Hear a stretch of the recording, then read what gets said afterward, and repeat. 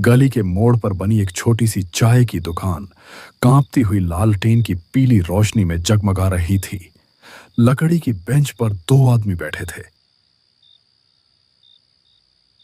शिवा, तूने कभी उस पुराने पीपल के पेड़ के नीचे रात में रुककर देखा है? लोग कहते हैं कि वहां सफेद साड़ी वाली औरत दिखती है। कहते हैं वो औरत असल में उसी हवेली वाली है जिसकी बरसों पहले मौत हो गई थी। सुनने में आया है उसकी लाश कभी ढंग से दफन नहीं हुई और उसकी आत्मा भटकती रहती है। हाँ रे, एक बार मेरा चचेरा भाई उधर से देर रात गुजरा था।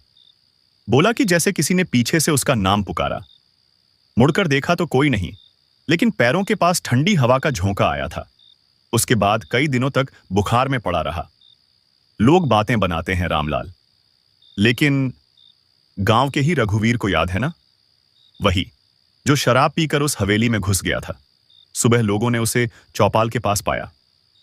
पूरा पागल हो गया था। अब तो दो शब्द जोड़ने की भी हालत नहीं है उसकी। तो क्या तू मानता है कि भूत प्रेत सच में होते हैं? न मानूं तो क्या। आधी रात को गांव के बाहर वाले कुएं पर मत जाना। पता नहीं कौन सी परछाइयां खड़ी रहती हैं वहां। कई लोगों ने देखा है, औरत के रोने और बच्चे के हंसने की आवाजें एक साथ आती हैं। चाय की भाप और धुंधली रोशनी के बीच उनकी बातचीत लगातार गहराती जा रही थी। तभी अचानक कदमों की आहट सुनाई दी। दोनों सहमकर इधर उधर देखने लगे।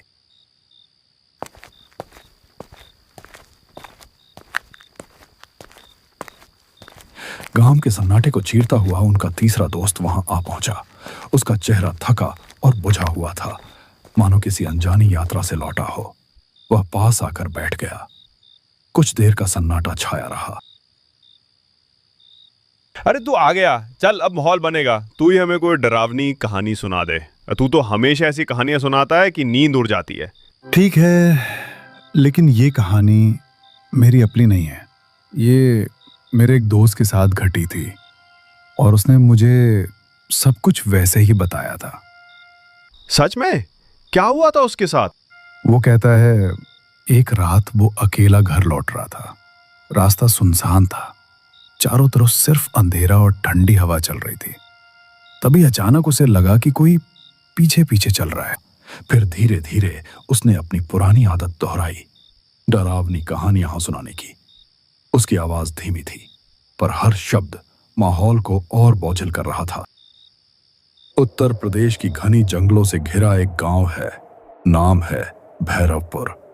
दिन के उजाले में तो यह गांव किसी साधारण बस्ती जैसा लगता है।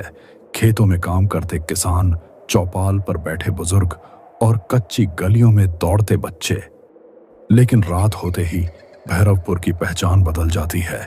गांव पर एक सन्नाटा छा जाता है, जैसे हवा तक अपनी रफ्तार रोक लेती हो। लोग दरवाजे खिड़कियां मजबूती से बंद कर लेते हैं, क्योंकि उन्हें पता है इस गांव की रातें किसी और ही दुनिया से ताल्लुक रखती हैं। कहते हैं बरसों पहले इस गांव में एक ऐसी घटना हुई थी जिसका जिक्र आज भी फुसफुसाकर किया जाता है। उस घटना के बाद से भैरवपुर की हवाओं में एक साया बस गया। कुत्तों का एक साथ रो पड़ना, पुराने पीपल के पेड़ से आती कराहटें और उस सूखे कुएं के पास सुनी जाने वाली औरत की चीखें, ये सब किसी भ्रम का हिस्सा नहीं, बल्कि इस गांव की सच्चाई है।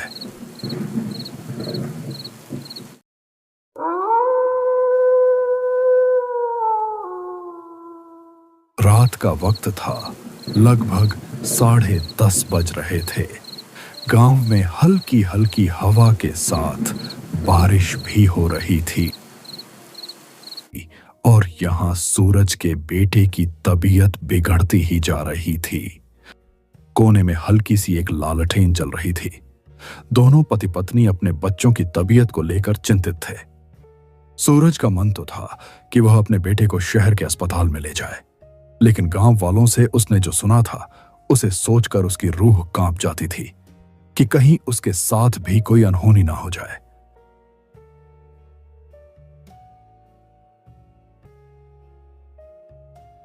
सुनिए जी, बाबू की हालत बिगड़ती जा रही है। कुछ कीजिए वरना देर हो जाएगी। हाँ, अब और रुकना ठीक नहीं। मैं बाबू को लेकर साइकिल से ही शहर के अस्पताल निकलता हूँ। अकेले? रात का वक्त है जी, रास्ता सुनसान है। मुझे बहुत डर लग रहा है।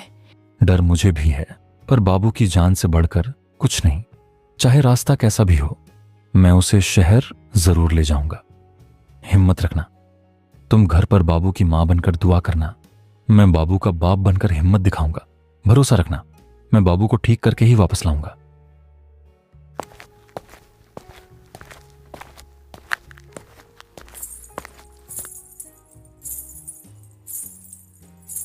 उस रात एक पिता अपने बेटे की जान बचाने के लिए एक ऐसे खौफनाक सफर पर निकल पड़ा था जहां कदम कदम पर खतरा था। इस गहरे अंधेरे के बीच साइकिल चला रहे सूरज के मन में डर बढ़ता जा रहा था। इस डर का कारण था शहर की तरफ जाने वाला यह इकलौता रास्ता। बारिश अब और तेज हो चुकी थी। बूंदें सूरज के चेहरे पर पड़कर जैसे उसे बार बार चेतावनी दे रही थीं, लेकिन उसके पास ठहरने का वक्त नहीं था। बेटे की सांसें भारी हो रही थीं।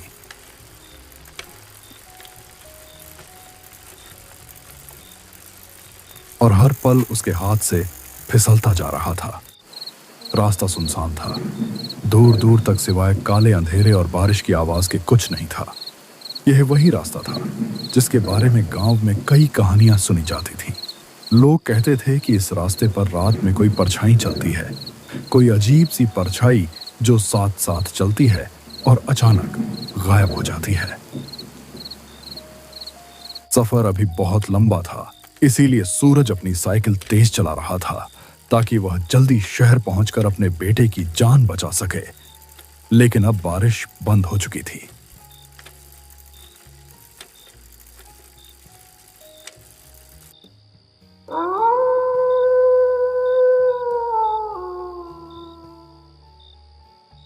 थोड़ी दूर आगे जाने पर सूरज को रास्ते में एक औरत बैठी हुई दिखाई दी।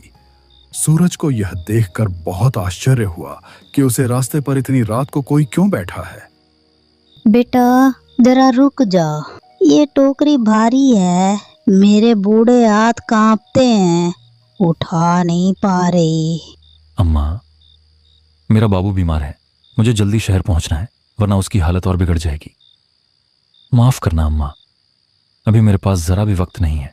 अरे तू तो नेक लड़का लगता है, मेरी मदद कर दे बेटा, तेरे सिर पे दुआ रहेगी। ठीक है, आप अकेली हैं इतनी रात को। अच्छा बताइए कहाँ रखना है टोकरी, मैं उठा देता हूं।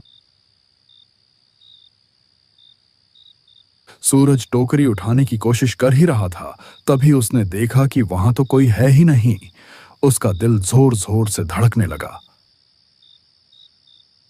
हे भगवान, ये मैंने क्या देखा? अभी तो यहीं खड़ी थी अम्मा, फिर अचानक कहां गई?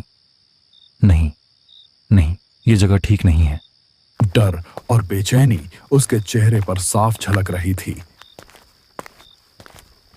वह तेजी से साइकिल पर चढ़ा और अंधेरे रास्ते में भागने लगा, लेकिन किस्मत जैसे उसका साथ छोड़ चुकी थी। मुझे यहां से निकलना होगा, बाबू की हालत और बिगड़ रही है, जल्दी शहर पहुंचना है।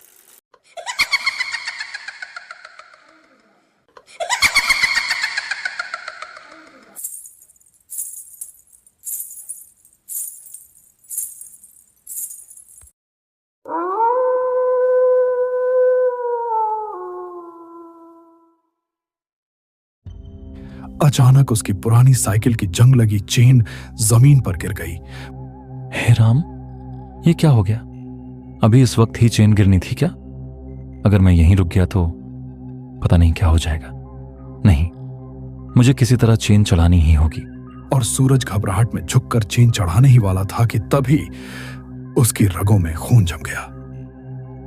सामने वहीं खड़ी थी एक औरत, और वह औरत हूबहू उसकी पत्नी जैसी दिख रही थी। उस पल सूरज का मन मानो भर भरा कर टूट पड़ा। अरे तुम यहां कैसे? तुम तो घर पर थी ना? इतनी रात गए? इस सुनसान रास्ते पर कैसे चली आई? मत पूछो, मैंने रास्ते में एक परछाई देखी थी। वो लगातार मेरा पीछा कर रही है। मैं डरी हुई थी, इसलिए भागकर तुम्हारे पास आ गई। जल्दी करो, हमें यहाँ से निकलना होगा। बाबू को मुझे पकड़ाओ, मैं उसे संभाल लेती हूँ। तुम साइकिल ठीक करो। परछाई? ये कैसी बातें कर रही हो तुम? लेकिन अगर तुमने सच में देखा है तो मामला गंभीर है। अच्छा, तुम बाबू को थामो, मैं चेन लगाता हूं। हाँ, जल्दी करो, वो कभी भी यहाँ आ सकती है। उसने सोचा शायद उसकी पत्नी ही है जो किसी तरह यहां तक पहुंच गई। वह कुछ पूछने या सोचने की हालत में नहीं था। थकान, डर और बच्चे की बीमारी ने उसकी समझ को कुंद कर दिया था। उसने बिना शक किए अपने बीमार बेटे को उस औरत की बाहों में थमा दिया। सूरज जल्दी से साइकिल संभाल कर आगे बढ़ गया।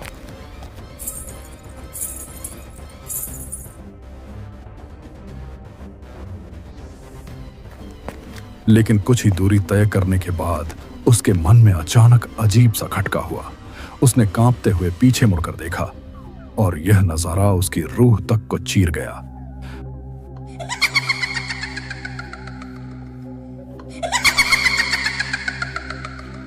वहां उसकी पत्नी नहीं थी, सामने वही था जिससे गांव के बुजुर्ग हमेशा चेतावनी देते आए थे, छलावा।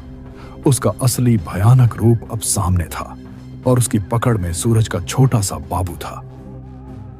मेरे बाबू को छोड़ दे, ये मेरा बच्चा है, तू इसे क्यों ले आई? ओ मां, मैंने तो तुझे अपनी पत्नी समझा था। आंसू बारिश के कतरों के साथ मिल गए और उसकी दौड़ती हुई सांसें पागलपन की हद तक तेज हो गईं। वह ठोकर खाता, गिरता, फिर उठता और भागता रहा। उसके सीने में सिर्फ एक ही बात थी, किसी भी तरह बाबू को बचाना है। डर अब भी था, लेकिन उस डर के नीचे छिपा पिता का हौसला कहीं ज्यादा बड़ा था। मेरा बाबू मुझे लौटा दे। नहीं, ऐसा मत कर, मैं तुझसे हाथ जोड़ता हूं, मेरे लाल को कुछ मत करना, उसे मुझे दे दे। सूरज बेतहाशा अंधेरे में अपने बच्चे को ढूंढ ही रहा था। उसके कदम कांप रहे थे, दिल की धड़कनें तेज होती जा रही थीं। तभी उसकी नजर सामने पड़ी। वहां टूटी फूटी पगडंडी के बीच वही चुड़ैल बैठी थी। उसकी गोद में वही बच्चा था जिसे सूरज अपनी जान से भी ज्यादा चाहता था। लेकिन उस वक्त उसके चेहरे पर एक रहस्यमयी मुस्कान थी, मानो वह जानती हो कि सूरज का डर अब उसके कब्जे में है। नहीं, ऐसा मत कर, मैं तुझसे हाथ जोड़ता हूं, मेरे लाल को कुछ मत करना, उसे मुझे दे दे। हे भगवान, अब मैं क्या करूं? किससे मदद मांगूं? हे भगवान, मेरा बाबू मुझसे मत छीनो, वो तो मेरी सांसों की डोर है, उसके बिना मैं जिंदा नहीं रह पाऊंगा। ओ परछाई, तुझसे मैं डरता नहीं, मगर मेरा लाल तेरा नहीं है, वो मेरी रूह का टुकड़ा है, उसे लौटा दे। अगर मेरी जान चाहिए तो ले जा, पर मेरे बाबू को छोड़ दे। मैं अपनी आंखों की रोशनी भी तुझ पर वार दूंगा, बस मेरा बच्चा मुझे लौटा दे। छलावा ने अपनी लाल आंखें चमकाईं। वह जैसे ही बाबू को चोट पहुंचाने के लिए अपना काला हाथ उठाता, तभी अचानक अंधेरे को चीरती हुई मोटरसाइकिल की तेज हेडलाइट उधर आ पड़ी।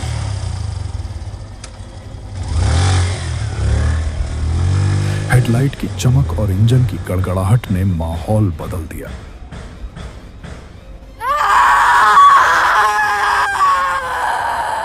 छलावा ने चीख मारी और अगले ही पल धुएं की तरह गायब हो गया। बाबू उसकी पकड़ से छूटकर जमीन पर गिर पड़ा।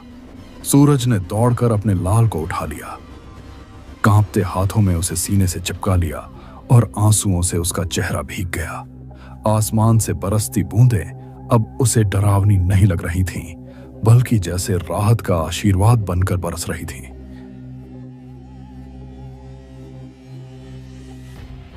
अरे सूरज, ये तू यहां इस हालत में, और ये तेरी आंखें लाल क्यों हैं? भाई, तू सही समय पर आया, वरना मेरा बाबू, मेरा लाल मुझसे हमेशा के लिए छिन जाता। किसने छीना था? कौन था यहाँ? वो कोई औरत नहीं थी, वो तो छलावा था। उसी ने मेरी आंखों के सामने मेरी पत्नी का रूप बनाकर मुझे धोखा दिया और मेरे बाबू को लेकर भाग गया। भाई, मैं मर ही गया था डर से। ये तो तेरी बाइक की आवाज थी जिसने उसे भगा दिया, वरना मेरा सब कुछ खत्म हो जाता। छलावा? हे भगवान, मैं तो रास्ते में बस अंधेरे में कोई साया देख रहा था, तभी मैंने गाड़ी तेज कर दी। अच्छा हुआ जो मैं यही रुक गया। भाई, तूने आज मेरी जान नहीं बल्कि मेरी पूरी दुनिया बचा ली। तेरी ये मदद मैं जिंदगी भर नहीं भूल पाऊंगा। सूरज घबरा मत, अब मैं हूं ना। देख, बाबू सुरक्षित है। हम दोनों उसे लेकर तुरंत शहर चलेंगे। तुझे अकेले नहीं छोड़ूंगा। उस अंधेरी रात में सूरज की यह कहानी गांव के दिल में हमेशा के लिए दर्ज हो गई। एक बाप की जिसने छायाओं और छलावे से टकराकर अपनी संतान को बचा लिया। उस रात ने यह साबित कर दिया कि डर कितना भी गहरा क्यों ना हो, एक पिता का प्यार उससे कहीं ज्यादा मजबूत होता है।